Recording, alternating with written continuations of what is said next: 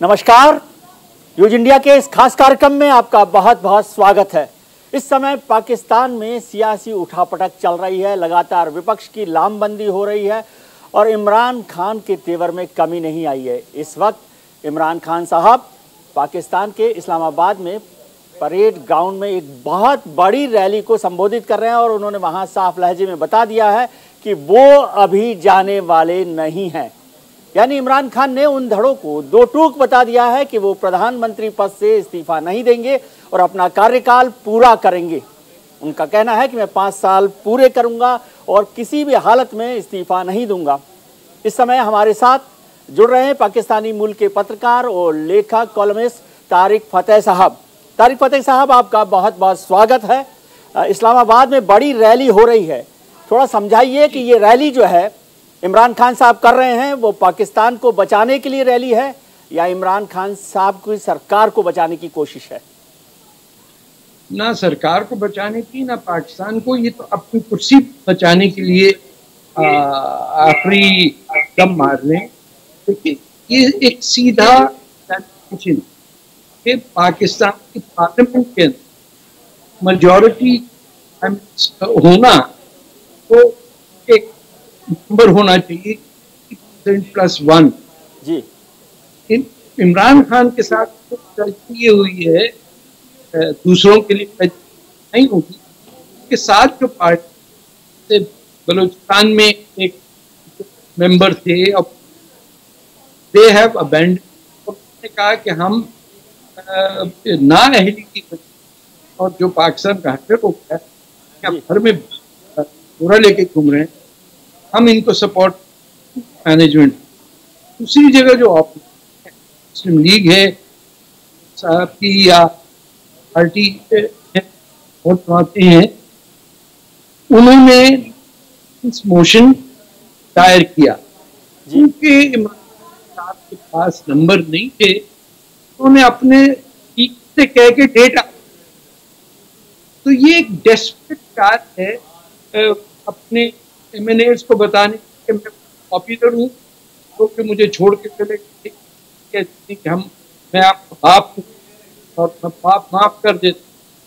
तो ये फ्यूडलिज्म एक निशानदेही जमा कर लें, के पास ज्यादा लोग हैं, के पास कम है, करना मजमू की तो बात, इलेक्शन तो नहीं हो रहा। आपको तो सिर्फ 500 और तो पाकिस्तानी पार्लियामेंट है अंदर से आपको चाहिए मेजॉरिटी, और वो है नहीं इनके पास जी। तो ही इज ऑन। जी तारिक साहब, आप कह रहे हैं कि मेजॉरिटी नहीं है और इमरान खान साहब कह रहे हैं कि मैं इस्तीफा नहीं दूंगा। नेशनल असेंबली में जो मोशन है वो मूव होने वाला है, नो कॉन्फिडेंस मोशन मूव होने वाला है और लग रहा है फिलहाल कि उनके पास मेजॉरिटी नहीं है। तो क्या स्थिति आपको लग रही है, क्या हालात लग रहे हैं? और थोड़ा सा मुझे समझाइए साहब कि पाकिस्तान में जो सरकार चलती है, जो वजीर आजम हैं, जो प्रधानमंत्री हैं, वो तो फौज की सरपरस्ती में चलते हैं। तो क्या इमरान खान को कमजोर होने का मतलब पाकिस्तान की फौज कमजोर हो रही है या पाकिस्तान की फौज इमरान साहब से नाराज हो गई है? नहीं, देखिए, ये सारा वो है कि आप यूनिफॉर्म किसकी पहन के क्या कर रहे हैं। अगर फौज हर जगह डिक्टेटरशिप है या पार्लियामेंट भी है तो वो फिर अपना ध्यान रखती है कितने लोग किस तरफ हैं, किसको फोन करना है, किसको नहीं करना है, कि आज एक्सीडेंट करा ले अपना या तेरे घर में तो बीमारी हो जाए, घर बैठ जा, तू आ जा। ये सब इस लेवल की प्रिमिटिव रहती है। लेकिन जब नंबर्स क्लियर हो आपके पास, ये भी शुबा है कि फौज ने भी कहा लोगों कि आप अगर घर पे रह जाएंगे ऐसा कोई चिंता की बात नहीं है, ये हमारे हाथ से निकला। आदमी इस मैनेजमेंट की हालत इज इन वेरी बैड, तो इकोनॉमिक जब खराब होगी कहाँ से पैसे मिलेंगे भाई? तो they want have their person, इसको जनरल हाथ से रख बन जाता है। तो ये भी हो सकता है मर्जी के हो रहा, क्योंकि एनीथिंग इज। सर, आप कह रहे हैं कि इकोनॉमी खराब है पाकिस्तान की, लेकिन इमरान साहब कह रहे हैं कि सबसे कम बेरोजगारी इस वक्त है ₹10 उन्होंने पेट्रोल पे कम कर दिए हैं, हेल्थ इंश्योरेंस की स्कीम को, हेल्थ स्कीम को उन्होंने लागू किया है, और जो पाकिस्तान का आवाम है उसके लिए काम कर रहे हैं और पाकिस्तान के नज़रिए की भी बात कर रहे हैं। तो क्या पाकिस्तान, जो इस्लामाबाद की रैली है उसमें तो काफ़ी भीड़ है, ये भीड़ क्या मैसेज दे रही है? भीड़ तो होगी ना सर, 250 मिलियन पॉपुलेशन है पाकिस्तान की, और इतने लोग अनएम्प्लॉयड होंगे तभी तो जलसे पे आए, वरना कहीं काम पे जाते ऐसे तो नहीं हो गया साहब मैं आज जलसे पे जा रहा हूँ, छुट्टी है, हाँ हाँ आप लोग सब जाए, ऐसे थोड़ी होता है। ये इतने लोग तो आलतू फालतू मिल ही जाएंगे आपको है। आपके अनएम्प्लॉयमेंट की बात करते हैं, इंतहाई मिसमैनेज्ड इकोनॉमी पाकिस्तान की, एक्सपोर्ट क्या होना है, इंपोर्ट क्या होना है, किसी को पता ही नहीं है कुछ। यानी लोग अपना, अभी क्रेडिट स्विस ने स्विट्जरलैंड में लिस्ट छापी है पाकिस्तान जनरल और पॉलिटिशियन और सरमायादारों के बच्चों के अकाउंट खुले हुए स्विट्जरलैंड में। आप क्यों समझिए कि पाकिस्तान की आइडियोलॉजी हो, there is no one there in Pakistan. शख्स आपको गरम करने बैठा, वो माइनॉरिटी पर जिनमें जीएसएन महाज चलती है जो कह रहे हैं वो सिंध आजाद चाहिए, 50 साल से जंग की हो रही। आप सुबह सरद यहाँ खान थे, गांधी वहां इलेक्टेड मेंबर्स ऑफ पार्लियामेंट, तो ये गुंडागर्दी समा है आपके मुंबई के अंदर तो घूमते हैं, वैसे हमारे यहाँ घूमते हैं, उसको लिटा दो, काट रहा है, रेंजर्स का आदमी काट, आम शहरी का पाकिस्तान से इसको कोई लेना देना नहीं जी। हर आदमी को किसी एम्बेसी के बाहर बेटे का वीजा लगा, यहाँ से जान चुकी जी। सर तो ये बताइए, आप इतना पॉलिटिक्स को समझते हैं पाकिस्तान की और हिंदुस्तान की और दुनिया भर की, तो क्या लग रहा है आपको ये नो कॉन्फिडेंस मोशन के बाद पाकिस्तान में कोई नई सरकार आने वाली है, या इमरान साहब जो कह रहे हैं वही रहेगा? कौन सा नया मोहरा होगा पाकिस्तानी फौज का? देखिए इमरान खान साहब कैसे रहेंगे, ये जो पहले तो इन्होंने स्पीकर से कह के, आप इंडिया में तो लोग नहीं सकते वो पहलवानी समझते हैं कि प्राइम मिनिस्टर के स्पीकर को यार लोकसभा कॉल ऑफ कर दो, यहाँ ये होता है, वो स्पीकर जो है उसने डेट बदल दी जी। अब जाए सुप्रीम कोर्ट, वो तो जैसे घरेलू नौकर है। और सिर्फ ये इमरान खान हमारे से इसी तरह चल रहा, जिन्ना साहब से कब उन्होंने कहा नहीं साहब गवर्नर जनरल की यूनिफॉर्म, ये बड़ी प्रिमिटिव, पता नहीं कैसे पाकिस्तान आप लोगों ने छोड़, ये अभी तक पड़े हुए कि तू जानता मैं कर रहे हैं, चोरी है, टैक्स की तो रेवेन्यू नहीं है। जब गवर्नमेंट के पास इनकम ना हो और पहले कह दे कि इतने 100 करोड़ हैं, अब बाकी जो बांट सर एजुकेशन जी। मुश्किल बात यह है कि जो तारिक फतेह साहब इंडियन बॉर्न इन पाकिस्तान कहते हैं, वो 2-4 साल पहले पैदा होते तो क्या लगता है कि पाकिस्तान का जो वजूद था वो रहता? थोड़ा सा जल्दी आप आ जाते इस दुनिया में तो शायद हो सकता है कि कुछ बात बदल जाती, पार्टीशन ऑफ जो की बात हो रही थी। सर बेतहाशा कौन सा मुसलमान चाहता था कि पाकिस्तान बने?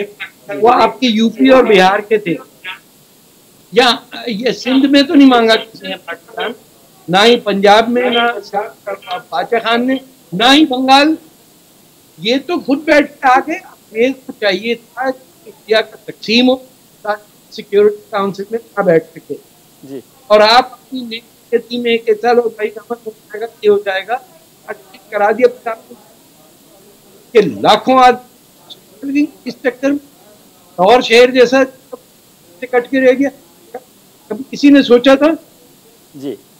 यानी हजारों साल पुराने में को काट दिया अंग्रेज ने, हम देखते रह गए। और अब बैठे हुए हैं इमरान खान के लोग, सारे के सारे ऐसे इमरान को ले, वो भी है लंदन में जाकर। अभी नहीं सुना होगा फिल्म के लिए ना, उनको एक्ट कंडीशन पूरा मार। सर इमरान साहब को सुन रहा था तो मुझे हिंदुस्तान और पाकिस्तान में एक बात सिमिलरिटी लगी कि जब भी पॉलिटिकल लीडर्स पॉलिटिकल क्राइसिस में होते हैं तो उन्हें मजहब याद आता है। इमरान साहब दीन को याद कर रहे थे और बता रहे थे कि किस तरह से मजहब नहीं आता जी, इनके में इतना मजहब नहीं आता। वहां तो डर ही लेते हैं लोग तो मुसलमान बुरा ना मान जाए। हमारे यहाँ उल्टा है। हमारे यहाँ वो हिंदू बच्ची को मारने के बाद एक मिनिस्टर नहीं गया, एक ऑफिशियल नहीं गया उसे देश जी, बच्ची को मार दिया कि कत्ल कर दिया जी। लेकिन चर्चा तो ये होती रहती है कि हिंदुस्तान में मुसलमान खतरे में है, माइनॉरिटी खतरे में है। अरे इंडिया के मुसलमानों को पता नहीं है कि उनके कितने मजे आ रहे हैं। मैं इन सबसे कहता हूँ आ जाओ 15 दिन के वीजा लेके पाकिस्तान, बस एक दफा बिरयानी मिलेगी, उसके बाद जो छोर आएगा चटका उठा के लीजिए, आपको पता भी नहीं चलेगा जी। सर अभी बहुत चर्चा हिंदुस्तान में, हम हिंदुस्तान आते हैं, हिंदुस्तान में चर्चा चल रही है हिजाब को लेकर, और लग रहा है कि हिजाब को यदि परमिशन नहीं मिली, जो वहां पर कर्नाटक का हाई कोर्ट ने उस पर रोक लगा दी, अभी सुप्रीम कोर्ट में उस पर चल रहा है कि सुनवाई होगी, तो लग रहा है कि इस्लाम खतरे में आ जाएगा। नहीं, पहले तो क्लियर बात जी, कोर्ट ने ये कहा है कि हिजाब is not essential practice of religion. ये आया है कल्चर के थ्रू, और इस्लाम में हिजाब पहना जाए या ना पहना जाए, एक शख्स का मुसलमान होना या ना होना उससे कोई ताल्लुक नहीं। लेकिन अब शरारत देखिए कि जो लड़की थी जिसको शेरनी कहा जाता है, कि जब उस पे कहा कि हेलमेट पहनो मोटरसाइकिल पे, नहीं पहनूंगी, भाई तेरे मजहब में वो आई सीधा अगर हेलमेट, वो कानून तोड़ शेरनी, और उसने कहा मैं हिजाब पहनूंगी। अरे ये तो हर कि इम्तिहान आपका नहीं या 10वीं क्लास यार कोई तूफान आ जाए, संसद आ जाए, पोस्टपोन हो जाएगी। ये वो हिजाब कर रहे, हिजाब का सर या बाल ये में जिक्र ही नहीं है। एक वो है कि अपनी निगाह, तो वो मौलवी लोग कहते हैं ये अपनी नजरों पे कर। सर आप मुझे फतेह साहब आप मुझे कंफ्यूज कर रहे हैं, क्योंकि कर्नाटक हाई कोर्ट की बात तो छोड़िए, लेकिन जो हमारे यहाँ मौलवी साहब हैं और कुछ लोग और हैं, बड़े लोग और कई सेक्युलर लोग भी हैं, वो ये कह रहे हैं कि भाई ये लड़कियों की आज़ादी का मसला है। पहली बात तो ये है कि ये कुरान से जुड़ा हुआ मसला है, और दूसरी बात है लड़कियों की आज़ादी से जुड़ा हुआ मसला कि वो क्या पहने, क्या खाएं, क्या करें, इसमें आप परेशान मत हो। लेकिन एक चीज़ और मैं जानना चाहता हूँ सर, एक चीज़ और जानना चाहता हूँ कि अभी इमरान साहब की रैली में मैंने देखा कि बहुत सारी जो महिलाएं हैं, खातून हैं, वो हिजाब में नहीं हैं, तो पाकिस्तान में जरूरी नहीं है क्या? कहीं पे नहीं है तो पाकिस्तान में क्या? मैं कह रहा हूं ये लफ्ज नहीं था। आपके हिंदुस्तान में दिल्ली में दुपट्टा कहा जाता था बस, और बुर्का होता था सफेद रंग का, इसको हम लोग कहते थे शटल कॉक बुर्का, कि उसकी आंखों के सामने जाली होती थी। और अफगानिस्तान में नीला होता था। अरबों को तो पता ही नहीं दुपट्टा है। फिर आ गया तेल का पत्ता, और वहां से बटने लगा इंडिया की मस्जिदों में और मदरसों में। मौलवी आपके तो हैं, उन्होंने क्या किया आप देखेंगे, नहीं होती और औरतों पे दबाव डालते, और औरतें जो थे वो कह रही कुर्ता पहनने दो, उनके कुर्के के साथ कहीं हमारे शौहर जो है चेक नहीं कर पाएंगे। ये और एक बताओ कि हिजाब उसमें बैन नहीं था। आप क्लासरूम में जब हैं ये था कि क्लासरूम की यूनिफॉर्म पहने आप। जी, क्लासरूम की बात। हाँ, क्लासरूम की बात। ये इस्लाम के नाम पर झूठ बोलना और ड्रामाबाजी करना, ये भागे जा रहे हैं और कह रहे कि हमारी लड़की गए। अरे अरे बच्चों के दीनी मदरसों के अंदर लड़कियों की बात करें, जिन्होंने रहना है तो चले मदरसे। तो माँ बाप को डर, यही है ना शेर जी। नहीं तो आप क्या कहना चाहते हैं कि लड़कियां जो हैं हिजाब नहीं पहनना चाहती, कुछ खास लोग हैं जिनका अपना मकसद है वो हिजाब के रास्ते से पॉलिटिक्स कर रहे हैं, या हिजाब को पहनना? क्योंकि एक बात कही गई कि यूनिफॉर्म विद हिजाब होना चाहिए, वो यूनिफॉर्म के खिलाफ नहीं है, यूनिफॉर्म विद हिजाब की बात कर रही है। अपना स्कूल बना लेना, किसने रोका? आप मैं मिलके स्कूल बनाते हैं, उसमें लिखते हैं कि हर क्लास में हर एक को, मर्दों औरतों सबको पहनना पड़ेगा, खत्म हुई। जो दाखिले लेना चाहे आए, तो नहीं आता है। आपको हकीम ने कहा कि आप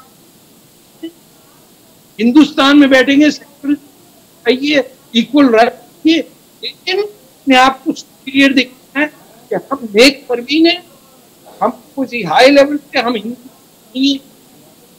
ये इसमें क्या माने हैं कि मुसलमान लड़की करीब होती है और हिंदू लड़की है वो अब, ये है पूरा हिडन मैसेज। जी सर, एक चीज और समझाइए, जी एक चीज और समझाइए, क्योंकि मैं तो कभी अपने मोहल्ले से बाहर गया नहीं, आप तो पूरी दुनिया घूमे हैं, दुनिया को समझा है आपने। पूरी दुनिया में हिजाब को लेकर क्या स्थिति है? क्या हिजाब बहुत जरूरी है दुनिया के दूसरे मुल्कों में? मैं आपको एक बात बताऊं, ये जो हिजाब है ये यूनिफॉर्म है इख्वानुल मुस्लिमीन, ये तो मुस्लिम ब्रदरहुड है, इसका हिंदुस्तान में जमात इस्लामी हिंद इसका नाम। ये निशानदेही है कि अपना बाहर छोड़ना कि हम हैं मुसलमान, क्या कर लोगे? मर्द तो क्या पता आपको है या हिंदू है। औरत को फिट करके उसको आगे रख के उसके पीछे, ये किसने ये सऊदी अरेबिया का पर्दा व्हाइट लड़कियां जो दिल्ली के अंदर हो 300 साल पहना उन्होंने, वो हटा दिया पुरानी जी। अब वहां से सऊदी अरेबिया से लेकर आ रहे हैं, और सऊदी अरेबिया क्या है, ये खत्म करो, हमने यूरोप की तरह बनना है। हम कह रहे हैं और के कह रहे हैं बस हमने उठा के आप देवबंद के आइडियोलॉजी से तालिब जी, और जो बरेलवी आपका उसमें वो लश्करे तैयबा और तो जिंदगी हराम कर देना, ये इनकी नया स्टाइल है। लोग जाने के हम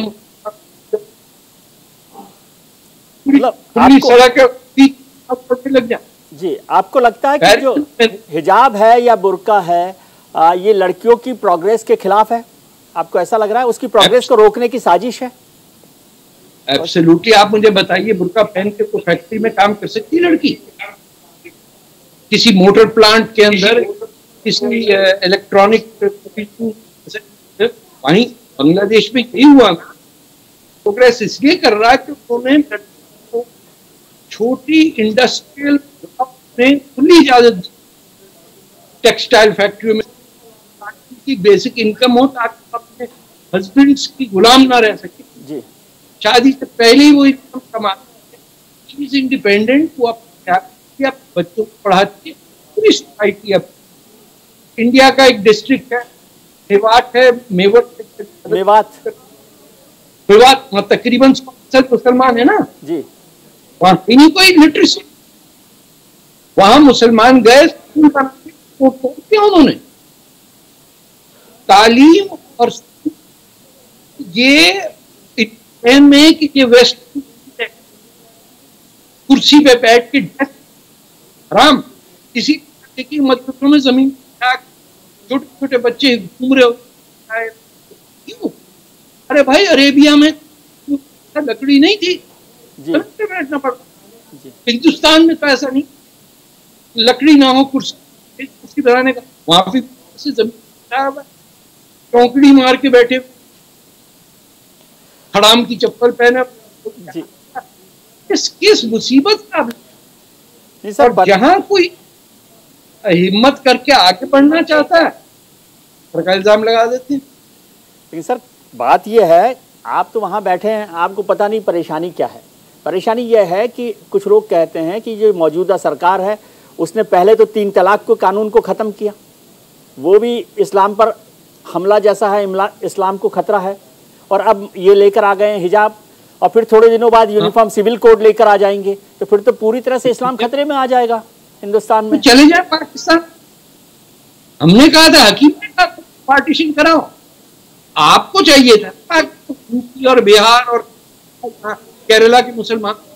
अब देख लीजिए वोटिंग, जो अब पाकिस्तान है, पाकिस्तान नहीं मांगा था कि आपके तमिलनाडु का राष्ट्र खिलाता था, उनको चाहिए था हमें हमारे खराब करके खुद वहीं बैठेगा। ये उर्दू हमारी जबान नहीं, हम पंजाबी बोलते हैं, सिंधी और बंगाली की हमारी जबान जी। तो अब हर जगह देखिए ने खुशी देखने, इनको कोई हंसता और बुराती नजर आता है ना, उनके दिल जल जाते हैं। क्या हो रहा, शैतान लड़की हंस रही है, हंस क्यों रही है?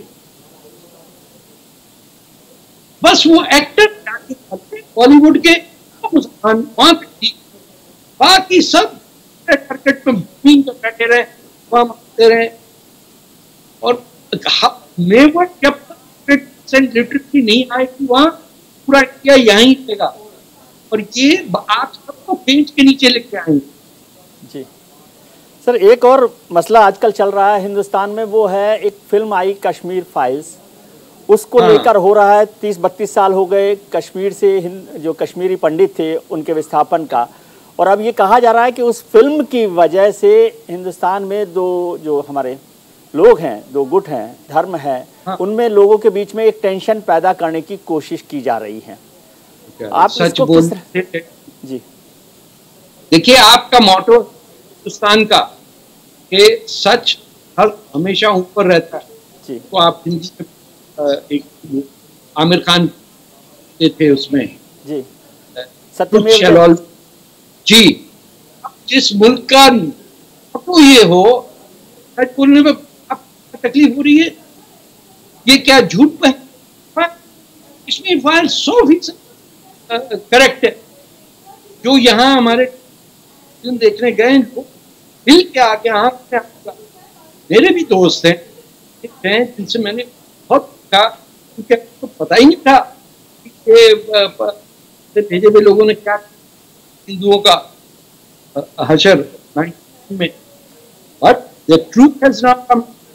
और फाइल हैदराबाद फाइल उस पे बनाइए का, इतने इंडिया में बैठ के करते थे। श्रीनगर फाइल्स को बहुत हुई हिंदुस्तान की, और पार्टीशन फाइल को अच्छे खासे हम और सबों के साथ करते रहते, बच्चे हम कराते। भाई आपको बनाना बनाते कहीं के अंदर जहां मुसलमान आराम से रहते, आपने 3 लाख आदमी भाई 2000 साल। कुछ लोग कहते हैं कि गड़े मुर्दे उखाड़ने का क्या फायदा? अरे तो मर जाओ, जाओ मुर्दा बन जाओ, तुम्हें मुर्दों से शौक है, बैठे रहो। हमें आज चाहिए सच, जो विवेक भाई ने कर दिया है ऐसे सबको वो है। तो हमारी तारीख ना, अब्दुल कलाम आजाद साहब के आप पूरे जाहिर का नहीं पता, ये कैसे हो सकता? वाहिद बात जिसने अरबी मुल्क से रोका, उन्होंने कहा ये तो हट है ही नहीं आपकी, ना सड़क का नाम, स्टैचू का नाम है सिंध के जी। जी सर, तो क्यों?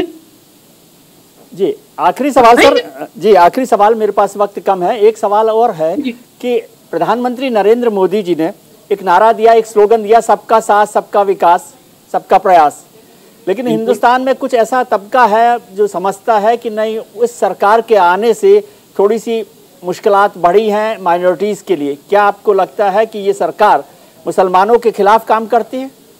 नहीं, खिलाफ तो नहीं, लेकिन एक बात है कि पिछले कोई 50 साल तक जो माइनॉरिटीज थी उनको एक गलत सेक्युलरिज्म ऐसा आईना दिखाए, वो समझे कि वो ऐसी। जब मुझे कोई ये कहे कि मेरा ताल्लुक नहीं है, क्या माथा दूंगा? भाई सब पढ़ सकते हैं कि कौन कहां से निकला, जब लॉर्ड बुद्धा कहां पैदा हुए, जब मुसलमान आए कहां से, केरला से आए, कुछ ऊपर से लूटने मार में। जब यही नहीं जालिम लोग कौन थे और हम अपने बच्चों को हम तैमूर रखते हैं, और अब उसको नहीं इजाजत हो, क्या लोग बुरी नजर से देखें कि तैमूर, तो अब आ गया ना वो सच बोलने का। वो सैफ वाइस बताते कि this man was a man, Taimur हमारा हीरो नहीं है। जी आखिरी एक और बात आपसे जानना चाहता हूं, जब आपने माइनॉरिटी की इतनी चर्चा की है, क्या हिंदुस्तान में मुसलमानों को माइनॉरिटी माना जाना चाहिए? क्योंकि जो सबसे बड़ी आबादी है, 20 करोड़ से ज़्यादा आबादी है, और एक हमारा जो संविधान है, कॉन्स्टिट्यूशन है, वो सबको बराबरी का अधिकार देता है, सबके लिए बराबर के हक हैं, तो उसके बाद माइनॉरिटी का एक। जी देखिए, आप इस वक्त अगर ये बहस लाएंगे तो आप उन्हीं लोगों को तकबीयत देंगे, स्ट्रेंथ देंगे जिनको आपको पता है कि उनको कोई हिंदुस्तान से नहीं है। जी तो आप माइनॉरिटी तो है कि खामखा की जंग आप, कोई कहता है मैं माइनॉरिटी का, कहने दो, वो ये तो हर जगह लोग मेजॉरिटी के साथ घूमना चाहते हैं। हम कनाडा आए तो हम सिटीजन बनने के लिए रिवायात, कल्चर, उसकी आर्टिस्ट, ये सब सुनाना पड़ेगा। इंडिया वाहिद जगह है करके नहीं भैया हमारा तुम लोग करके बैठ। इंडिया ने सबको, सारे गाने वाले मुसलमान गा रही हैं, सब टॉलरेट, बहुत हो गया सर। 47 में केस क्लोज।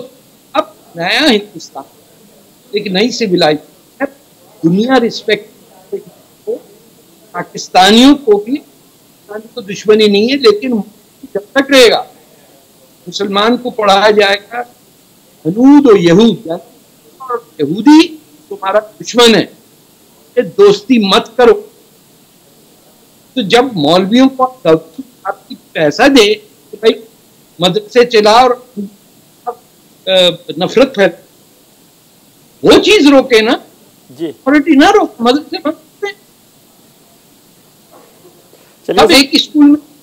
जी चलिए सर, बहुत बहुत शुक्रिया आपका, आप हमारे साथ जुड़े और आपके डिस्कशन किया। बहुत सारे मुद्दों पर आपने बहुत साफ तरीके से, साफगोई से बात की। आपका बहुत बहुत शुक्रिया। हमारे साथ थे तारिक फतेह साहब, जो कनाडा से जुड़ रहे थे और हिंदुस्तान और पाकिस्तान की राजनीति पर बात कर रहे थे। न्यूज़ इंडिया में आगे है खबरों का सिलसिला जारी।